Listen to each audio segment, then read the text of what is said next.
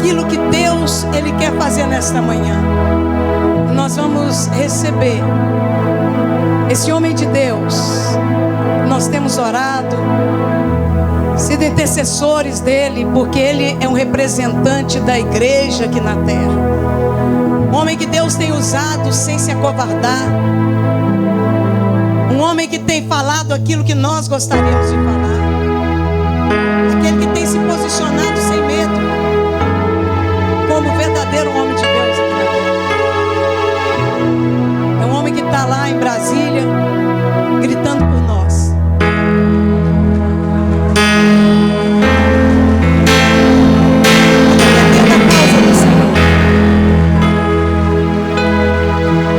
Deus o chamou tão novo, tão novinho que Deus o chamou, e tem feito ele, assim dele, o anjo do Senhor aqui nessa terra.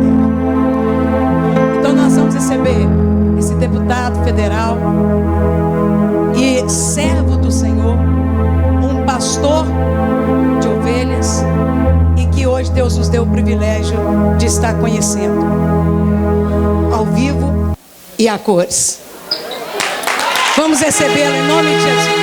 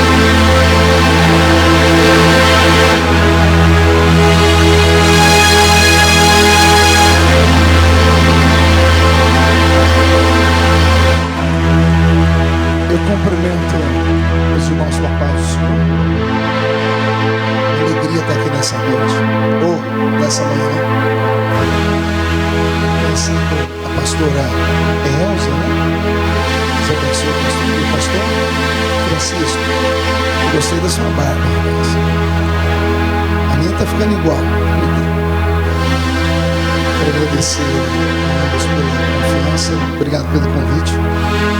Eu espero ser boca de Deus para vocês essa manhã. Alguém trouxe Bíblia? Abra a sua Bíblia comigo no livro do Apocalipse.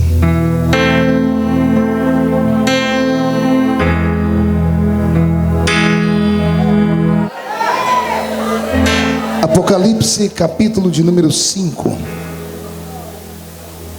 Deus é fiel. Também quero agradecer a Deus pela vida do Paulinho. Cadê o Paulinho? Está aqui. Paulinho foi a ponte para que eu viesse para cá. Eu costumo dizer que Jesus é o caminho até a minha agenda, e o Paulinho é o pedágio, né?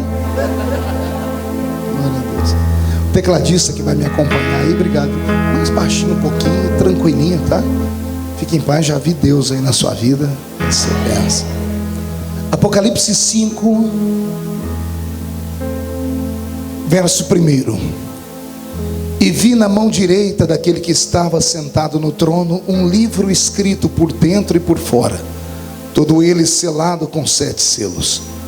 Vi também um anjo que proclamava com grande voz: quem é digno de abrir o livro e desatar os seus selos? Ora, nem no céu, nem sobre a terra, nem debaixo da terra, ninguém podia abrir o livro nem olhar para ele. E eu chorava muito, porque ninguém foi encontrado digno de abrir o livro nem de olhar para ele. Todavia, um dos anciãos me disse: não chores, eis ali o leão da tribo de Judá, a raiz de Davi, que venceu para abrir o livro e desatar os seus 7 selos. Amém. Feche a Bíblia, coloque no banco, na cadeira, pegue na mão da pessoa mais perfumada do seu lado. Ainda dá tempo.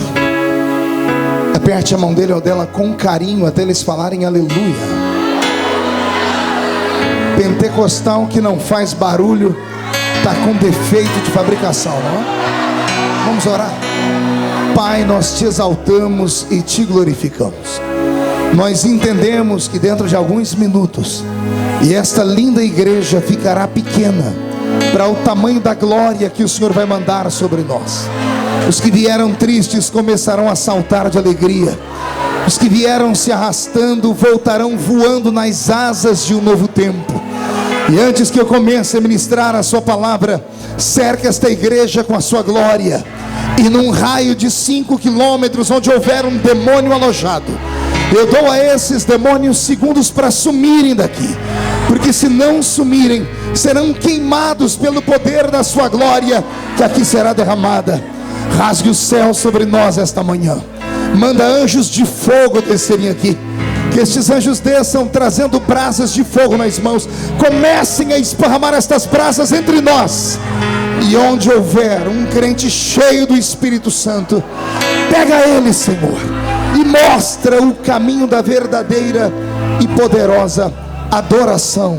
Fala conosco, fica conosco, em nome de Jesus. E a igreja diz: os que podem, tomem o seu assento aplaudindo a Jesus, porque Ele é bom.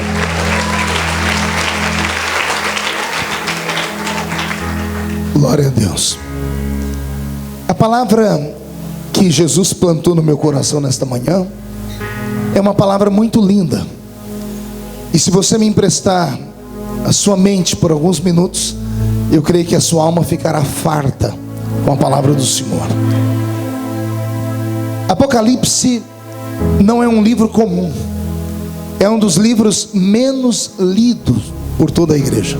Também é um livro que alguns pregadores têm dificuldade de andar por ele. A linguagem do livro do Apocalipse é uma linguagem futurística, é uma linguagem metafísica. Talvez por isso as pessoas tenham dificuldade de compreender as palavras que nele está escrito. Mas aquele leitor da Bíblia, que lê a Bíblia com o coração, vai compreender que o livro do Apocalipse não é um livro apenas das coisas do futuro. Quando Jesus revelou este livro ao apóstolo São João, ele deu a ele um resumo do livro logo no primeiro capítulo. Jesus disse a ele: tudo que você ver, escreve num livro, as coisas que eram, as que são e as que hão de acontecer. O Apocalipse é um resumo do passado de João, do presente em que ele vivia e do futuro dele, que pode sim atingir os nossos dias e até o grande dia da volta do Messias sobre esta terra. O capítulo 5 do Apocalipse é um desses capítulos que pode ser interpretado à luz do passado, do presente do João e também do futuro. No capítulo 5 do Apocalipse, nós temos alguns fatos que nunca mais aconteceram no céu, só aconteceram naquele dia. Nós temos dentro do céu uma figura humana. É claro que é um modo de falar. Não foi a carne de João que foi arrebatado até o céu, foi o seu espírito. Os crentes aqui devem se lembrar da história. João, o grande ancião, pastoreava a cidade de Éfeso quando tinha mais de 90 anos de idade. Foi o último dos discípulos a sobrar vivo nesta terra. Os outros 11 haviam sido flagelados, assassinados e transformados em mártires. O imperador do seu tempo, descobrindo que João era o último dos apóstolos de Cristo que ainda vivia, quis ele colocar o nome dele nos anais da história. Mandou chamar a João e obrigou João a negar o nome do Salvador. E João disse: enquanto fui jovem, ele nunca fez nada de mal por mim, porque agora, no fim da minha vida, eu negaria. E então o imperador, sabendo que João responderia desta forma, arquitetou um projeto para matá-lo. E fez uma grande banheira, um grande tacho, e colocou azeite fervendo nele. Fez uma grande festa e chamou seus convivas, e chamou também o velho João. E deu a João a oportunidade de negar a fé no seu Salvador. A história diz que João olhou para o imperador e disse: aquele tacho de azeite fervendo não é meu inimigo, é meu amigo. É a carruagem que me levará mais rápido à presença de Deus.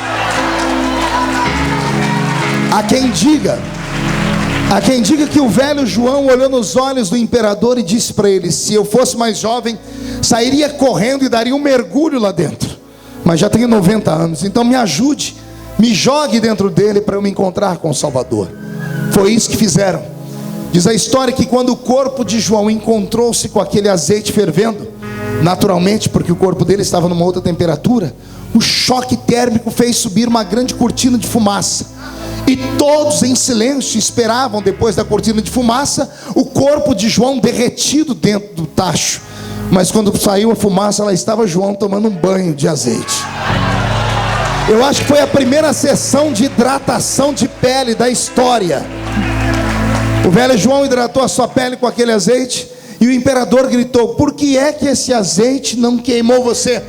E lá de dentro do tacho, João gritou: é que o azeite que está dentro de mim é mais quente do que o azeite que está por fora. A presença do Espírito Santo de Deus. Não podendo matar o velho João, sabendo que agora as pessoas viam nele uma espécie de herói, o imperador do seu tempo colocou João em um barco e levaram ele a uma ilha rochosa chamada Ilha de Patmos. E na ilha de Patmos soltaram o velho João. A história diz que os homens que levaram João não se atreveram a colocar os pés na ilha. Jogaram o velho perto das águas e logo saíram dali. A ilha era tomada por outros homens que haviam encontrado a morte, mas a morte fugido deles. Assassinos, homens estranhos, homens marcados por violência. Não eram só essas bestas feras que existiam naquela ilha, outros animais ferozes também estavam ali. A Bíblia Sagrada diz que João, ao parar no porto daquela ilha ou na praia, olhando para frente, não sabia direito o que iria encontrar. Olhando para trás, só tinha um mar, à esquerda e à direita a praia que levaria ele num anel sem fim. Sabendo que não tinha para onde fugir, o velho João, aos 90 anos, dá-nos uma lição. Ele ensina o crente que quando as portas se fecharem para trás, para frente, para a esquerda, para a direita, ainda tem uma porta aberta. Esta porta fica no céu. E João nos ensina como bater na porta do céu. Não é com as mãos. A Bíblia diz que ele caiu de joelhos no chão. Ou seja, quando as portas se fecharem, bata os seus joelhos no chão, e a porta do céu vai se abrir sobre a sua cabeça. E é João que diz: e eu ouvi uma voz por detrás de mim, e virei para ver quem era. Pense num susto e numa emoção. João, a última vez que viu Jesus, faziam 60 anos. 60 anos antes desse episódio, João viu Jesus na encosta daquele monte, ressuscitado, num corpo belo, mas de carne e osso, com cabelos castanhos, olhos castanhos e aquelas mãos furadas. João viu ele começar a flutuar em uma nuvem, o ocultou no céu, e 2 anjos desceram do céu perguntando a eles: por que estáis olhando para cima? Da mesma forma como ele foi um dia, ele vai voltar aqui. 60 anos depois, João enxerga ele. Ele faz questão de desenhar. Ele diz: eu virei e vi ele. Só que ele estava diferente. Seus cabelos não eram mais castanhos, eram brancos como a lã branca. Os seus pés reluziam como latão que saíra da fornalha. Um linho fino branco traçava o seu corpo inteiro. Um cinto de ouro traçava o seu peito. Os seus olhos eram como chamas de fogo, e da sua boca uma espada aguda de 2 fios disse: João, sobe para cá, João. Oh, glória. Aleluia. Ai, Jesus, eu vou ter dificuldade para pregar aqui. Essa igreja é muito viva.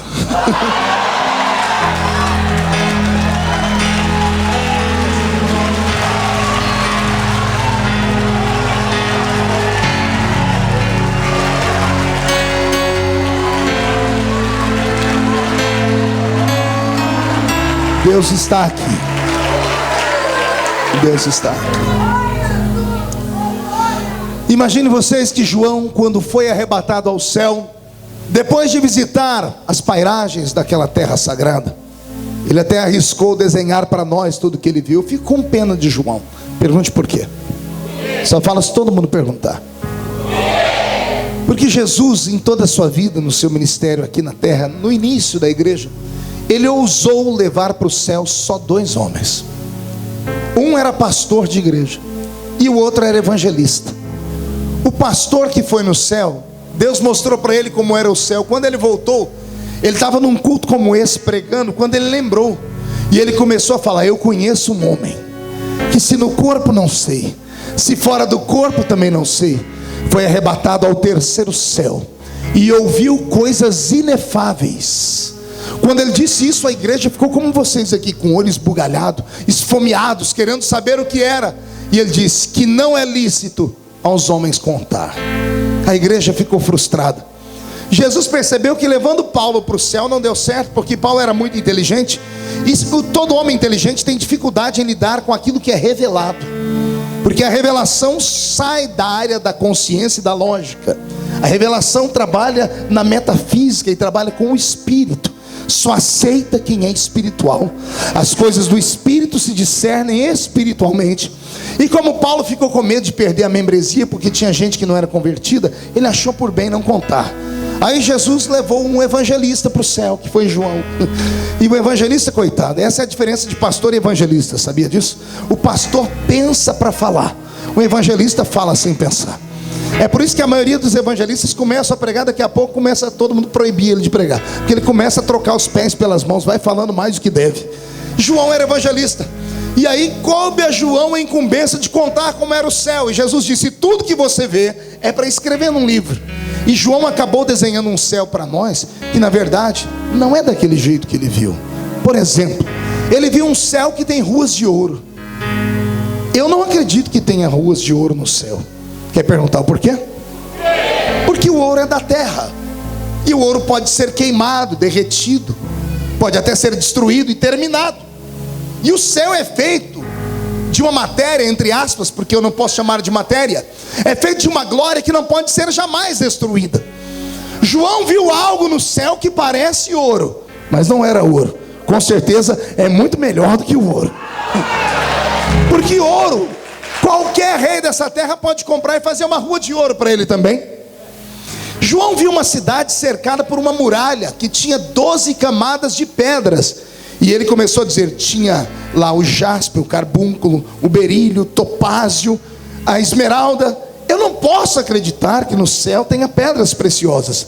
Até porque quem conhece geologia sabe que uma pedra preciosa, antes de ser pedra preciosa, ela era um cristal de rocha. Antes de ser um cristal de rocha, ela era um carvão mineral. Antes de ser um carvão mineral, ela era só uma pedra comum que não presta para nada.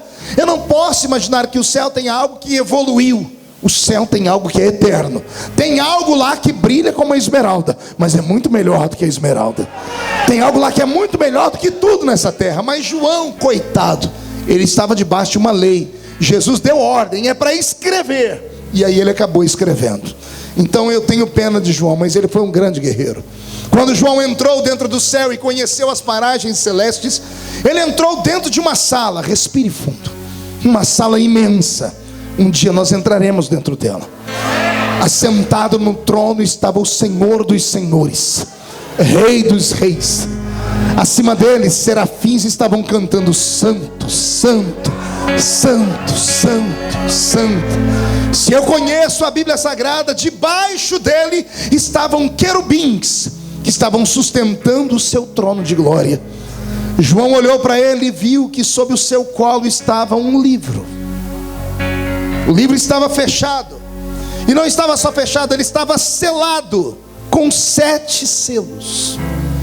E quando João olhou o livro, olhou os selos, olhou o livro fechado, olhou o rosto do ser que segurava aquele livro, ele ouviu um homem de branco gritar dentro daquela sala: ninguém no céu, ninguém na terra, nem debaixo dela, foi encontrado digno de olhar o livro, nem de abrir o livro, e nem de desatar os seus 7 selos. Fez-se silêncio na sala. De repente, o silêncio é quebrado por um gemido. O que é um gemido? É um choro compulsivo. A Bíblia diz que João chorava muito. Uma pessoa que chora muito, ela está à beira do desespero. João estava clamando, e o choro dele inunda o céu. E é a primeira vez em toda a história, e nunca mais antes houve, e nunca mais depois haverá, alguém que chorasse dentro do céu. O choro foi tão forte que mexeu no coração de Deus. E dias mais tarde o próprio Deus disse a João: João, escreve aí, que ninguém que entrar aqui dentro vai chorar mais. Todos os dias e todas as vezes que os homens e mulheres morrerem e vierem para cá, ou no grande dia do arrebatamento, quando entrarem no portão do céu, eu vou ficar lá na porta esperando os homens e as mulheres com um lenço da eternidade, porque Deus enxugará dos nossos olhos todas as nossas lágrimas.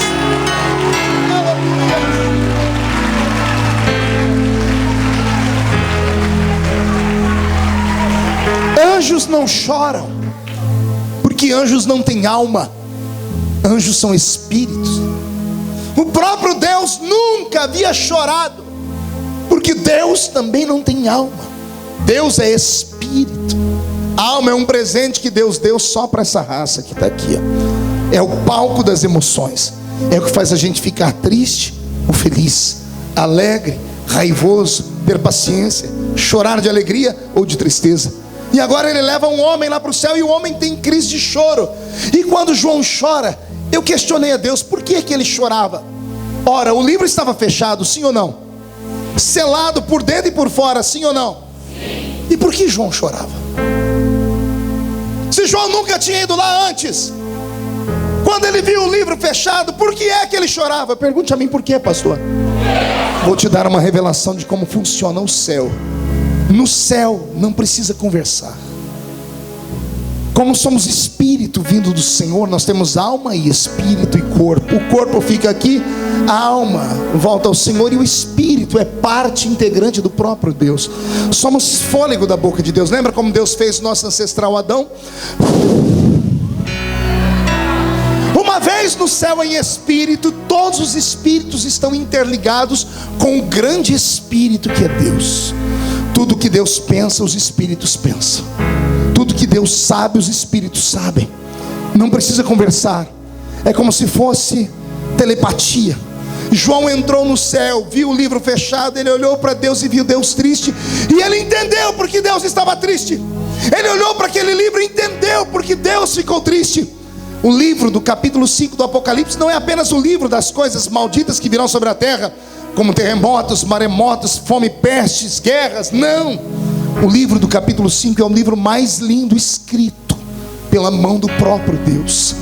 A tinta usada para escrever o livro do capítulo 5 é uma tinta única. A cor é vermelha. O sangue do Cordeiro Imaculado. O livro do capítulo 5 do Apocalipse tem um nome pomposo em teologia. É o livro da redenção da humanidade.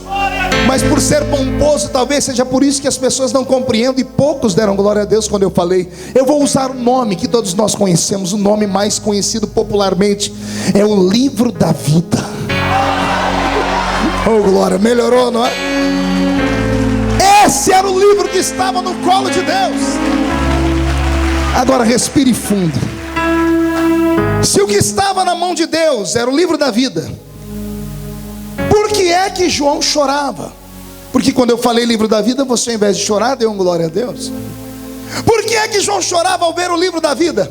Simples, porque o livro da vida não é só um livro, ele é um testamento. E um testamento é aquele documento deixado por alguém que era dono de muitas propriedades, ou dono de alguma propriedade, que ao morrer declarou que o nome composto naquele testamento seria o herdeiro de tudo aquilo que aquele que morreu deixou. Ora, olha que coisa linda. Se o livro da vida, ele é um testamento, para que ele tivesse validade, alguém, dono de algo muito precioso, deveria morrer primeiro. Lá dentro já tinha nomes, mas os nomes que lá dentro tinham só poderiam ser lidos caso aquele que fez o atestado morresse. E aí alguém entrou dentro da sala gritando: ninguém na terra, nem embaixo dela, nem em cima dela, foi encontrado digno de abrir o livro. Por quê? Porque ninguém havia morrido. João pensou em todos os sangues dos animais derramados em toda a história, e nenhum desses sangues foi suficiente para poder romper e abrir aquele livro. E quando o homem gritou dentro da sala que ninguém pôde abrir o livro, João entendeu que o livro da vida, sendo um testamento, só faz sentido e tem validade se ele for aberto. Fechado, ele não presta para nada. E João entendeu que se o livro da vida não fosse aberto, não haveria igreja. Se o livro da vida não fosse aberto, nós não estaríamos aqui dando glórias a Jesus. Se o livro da vida não fosse aberto, não haveriam línguas estranhas, não haveria louvores, sua alma não estava sendo sacudida dentro do seu peito. Se o livro da vida não fosse aberto, alguns de nós ainda estaríamos caídos na rua e o cachorro lambendo a nossa boca. Se o livro da vida não fosse aberto, nós estaríamos atrás das grades, seríamos animais irracionais. Se o livro da vida não fosse aberto, o diabo seria o Deus desse mundo. Por isso João chorava muito. Mas quando João começou a chorar, lá dentro do céu, isso mostra que o choro de um crente mexe com o céu. Vou falar de novo: o crente chorando na terra faz o céu se movimentar. O choro de João atingiu o céu. E de repente levanta um outro homem de branco. Lá não se anda, lá vem voando. Ele vem flutuando perto de João. Diz: João, não chores. E eu imagino o grande João se engolindo o choro, dizendo assim: como não chorar? Você é anjo, você já está salvo. Eu sou homem, só posso ser salvo se aquele livro for aberto. Mas o seu amigo ali, o outro anjo, gritou que ninguém pode abrir o livro. E se não abre o livro, não há salvação. Então eu vou continuar chorando sim. E eu imagino o homem dizendo: não, João, não chores. Acabamos de encontrar alguém que pode abrir o livro. Os olhos de João brilham. Eu imagino João parando de chorar e dizendo: mas quem é ele? Onde ele está? E alguém aponta para um canto da sala e diz assim: olha quem está entrando ali, João. Eis ali o leão da tribo de Judá, a raiz de Davi, que venceu para abrir o livro.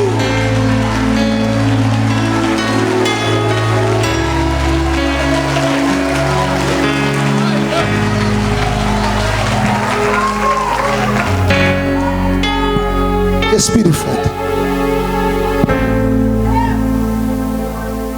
O livro do Apocalipse, capítulo 5, pode ser lido em uma outra linguagem no Velho Testamento, no capítulo 6 do livro do profeta Isaías. Isaías, no capítulo 6, versículo 8, texto usado em quantas manhãs missionárias onde eu já preguei pelo mundo. Fui descobrir anos mais tarde que não se tratava apenas de uma chamada missionária humana, mas de uma revelação divina. Lembra que está escrito em Isaías capítulo 6, versículo 8? A quem enviarei? Quem há de ir por nós?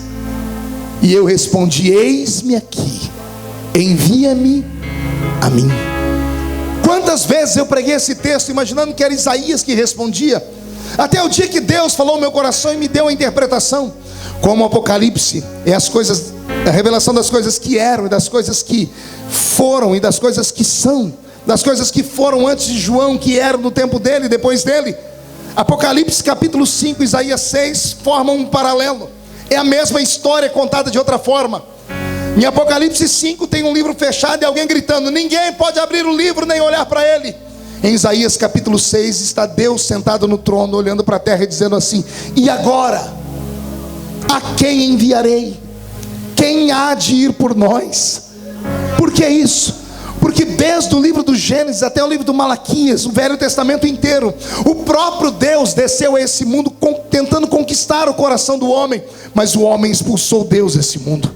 Você sabe que a diferença entre o Velho Testamento e o Novo, na nossa Bíblia Sagrada, ele é mostrado por páginas que separam o Velho do Novo Testamento. Quando em teologia são 400 anos em que Deus fica sem falar com o homem. Por 4 séculos Deus não derramou mais a sua graça sobre a terra, não mandou anjos, não houve a manifestação de Deus através de nuvens, Deus não fez mais sinais nem prodígios, Deus não levantou mais profetas.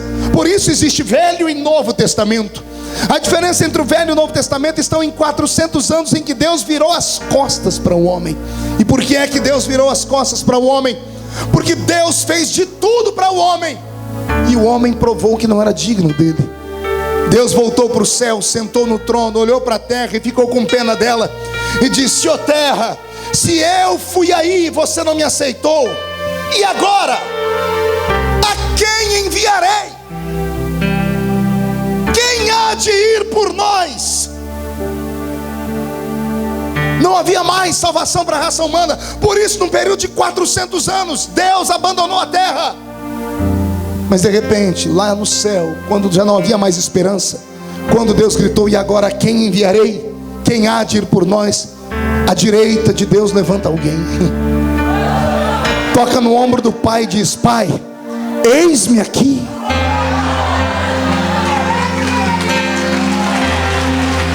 Envia-me a mim.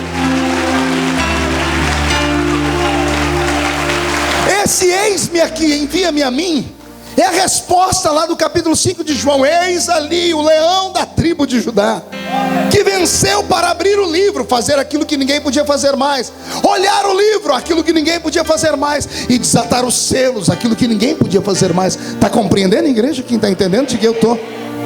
Pois bem, pastor, agora a pergunta que não quer calar. Eu imagino que essa pergunta foi feita pelo próprio Deus.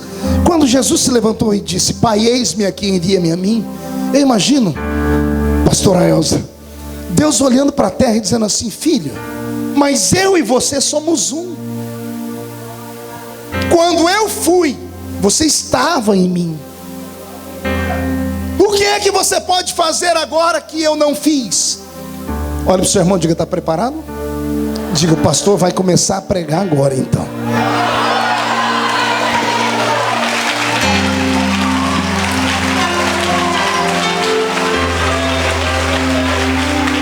Eu desenhei para você o cenário, para você entender onde eu ia chegar. Agora eu vou começar a pregar.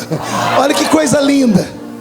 Deus Pai, Deus Filho conversando. Deus Pai dizendo: filho, eu já fui, eu e você somos um. Então, se eu já fui, você foi em mim. O que é que você pode fazer que eu não posso? E eu imagino o filho olhando o pai, dizendo assim: pai, quando o Senhor foi sobre a terra, do Gênesis até Malaquias, desde que o Senhor apareceu a Adão no Éden, até quando o Senhor falou com o último dos profetas, todas as vezes que o Senhor foi à terra, o Senhor foi da melhor forma que o Senhor tinha. O Senhor foi em forma de glória. O Senhor ia em cima da nuvem. Todas as vezes que o Senhor falava, um monte sacudia.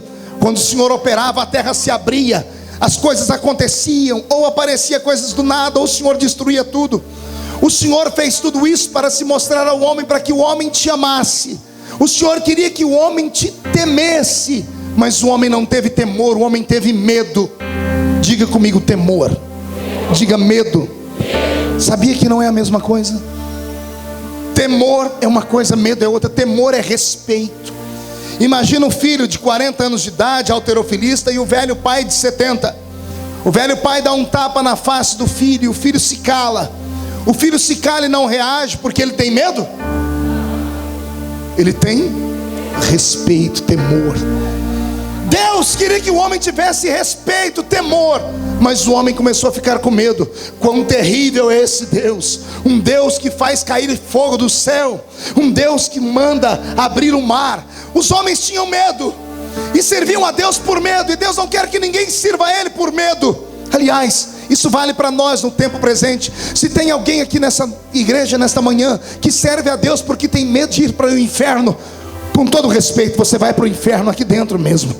Deus não quer que você sirva a Ele por medo. Deus não quer que você dizime por medo. Deus não quer que você adore Ele por medo. Deus não quer que você venha à igreja e seja obreiro por medo de perder o seu cargo. Não, Deus quer que você esteja aqui por amor a Ele, por respeito a Ele, porque quem respeita faz de coração aberto.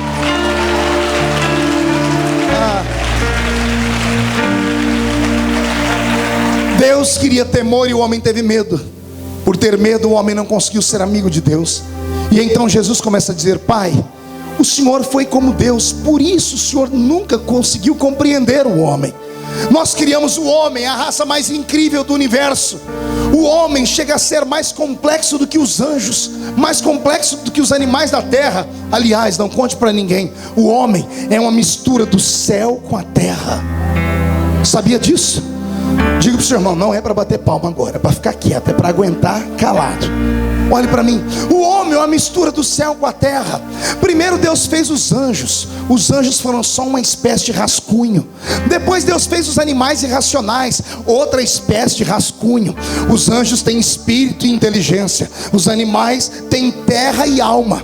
Os animais não podem ir para o céu, os anjos não podem morar na terra. Aí Deus teve uma ideia brilhante. O que aconteceria se eu pegasse a essência dos anjos e pegasse a essência dos animais e misturasse os dois?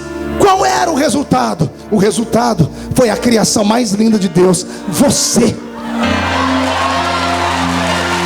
Foi você.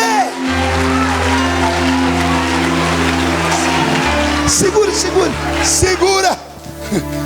Por isso que Deus, quando nos fez uma criatura complexa. Por isso que o próprio Deus às vezes olhou do céu e disse: eu me arrependo de fazer essa criatura.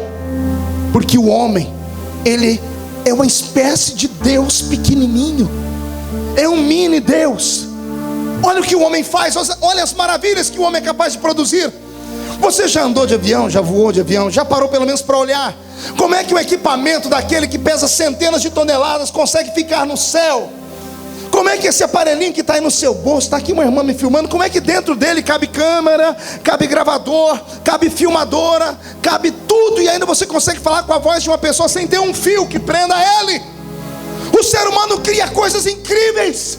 O ser humano, ele é tremendo. Por quê? Porque Deus colocou dentro do homem o céu e a terra. Os anjos podem ser dominados porque são só céu. Os animais podem ser controlados porque são só terra. Mas como é que se controla o céu e a terra misturado? Não tem jeito. O homem tem um coração indomável. E aí Jesus começou a falar com o pai. Imaginou eu: pai, nós nunca vamos compreender o homem. Por quê, filho? Está pronto aí? Olha para o seu irmão e diga: vamos receber um batismo de quebrantamento. Por quê, filho? Pai, olha aquela mulher lá na África. E eu imagino a terra girando e Deus vendo uma mulher. E Jesus dizendo: papai, por que aquela mulher chora? E o pai dizendo: ora, filho, você não está vendo que ela enterrou o filho dela? Sim, meu pai, eu vi. Pai, que dor é essa de sepultar um filho? Por que me pergunta, filho? Porque nós criamos a dor, mas nós nunca sentimos ela.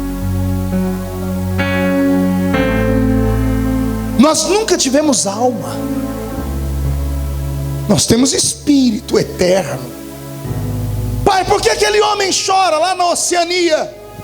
Ele chora porque ele foi traído pela mulher que ele amava. Pai, que dor é essa chamada traição? Que nós criamos, mas nós nunca sentimos. Por que aquela criança, pai, chora desenfreadamente? Filho, olhe para ela, pele e ossos, não tem comida, chora de fome. Pai, que dor é essa chamada fome? Que nós criamos, mas nós nunca sentimos. Por que chora aquele menino, pai? Sede, filho. O corpo dele precisa de água para sobreviver. Que dor é essa, pai? Nós nunca precisamos de água. Nós criamos para o homem algumas leis que nós nunca sentimos elas. Nós fizemos o homem um rato de laboratório e demos a ele algumas cruzes que nós nunca experimentamos. Por isso nós não sabemos por que é que eles reagem daquela forma. Aquela mulher está te amaldiçoando, pai. Sim, por que ela te amaldiçoa, pai? Porque eu toquei na pele dela, ela está com doença. Pai, nós nunca ficamos doentes. Talvez se sentimos o que eles sentem, também vamos nos amaldiçoar. E onde você quer chegar, meu filho? Só tem um jeito de entender essa raça. E qual é ela? É o Senhor permitir que o maior de todos os milagres aconteça. E qual é o maior milagre, filho? É eu, mesmo sendo Deus, não ter por usurpação ser igual a Deus, antes aniquilar a minha forma divina e descer entre os homens e ser carne igual eles são. Só tem um jeito de eu entender o homem, pai. Qual é, filho? É eu sentir o que eles sentem, é eu experimentar o que eles experimentam, é eu sofrer o que eles sofrem. E aí eu vou poder chegar aqui e explicar para o Senhor o que é. E aí nós vamos entender a raça humana. Foi assim que Jesus conquistou o coração do Pai. E isso aconteceu há 2000 anos atrás. Tinha uma menina desposada por um homem mais velho. Ela estava dentro da casinha dela, uma casa muito pobre na terra de Nazaré. Ela estava no seu quarto arrumando o seu pequeno enxoval, quando de repente por trás dela aparece um ser. Ele é tão brilhante que a luz dele joga a sombra dela sobre a parede. Quando ela olha para trás, antes dela ter um infarto no miocárdio, aquele ser cordialmente se apresenta e diz: bendita sejas tu entre as mulheres.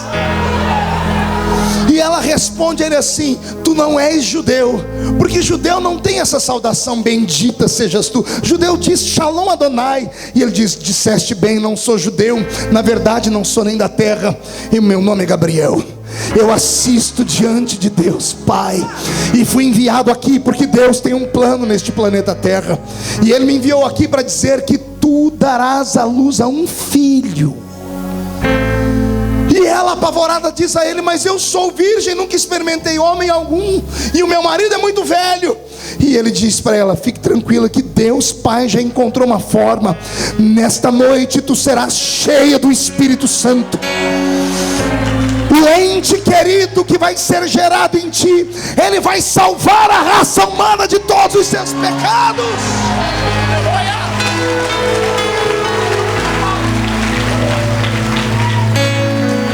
E daquele dia para cá, Deus começou uma obra extremamente maravilhosa. Por que é que eu estou pregando esta mensagem nesta manhã?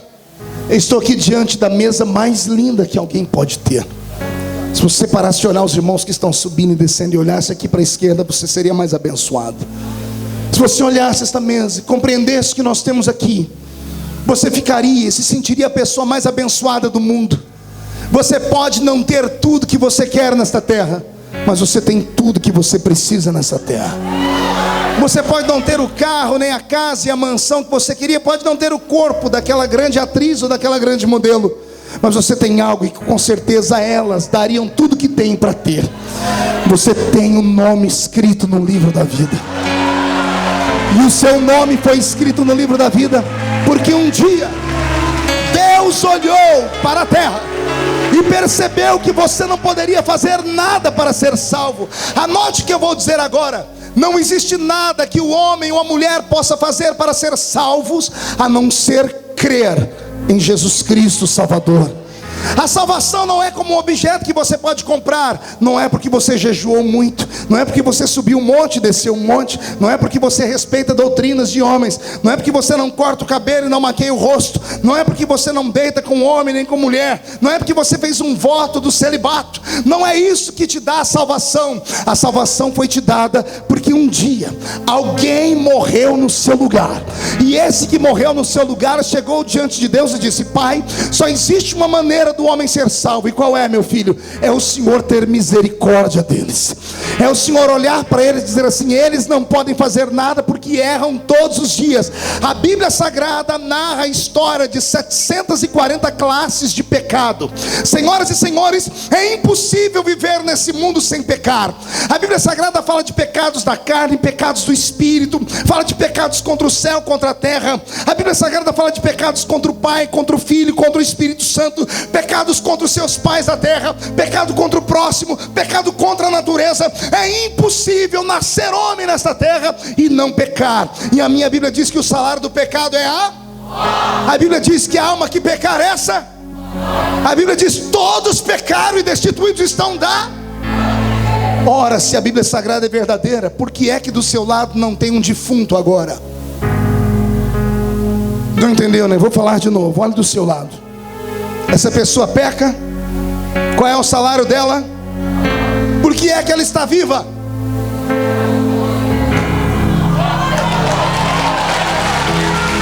Vou falar de novo.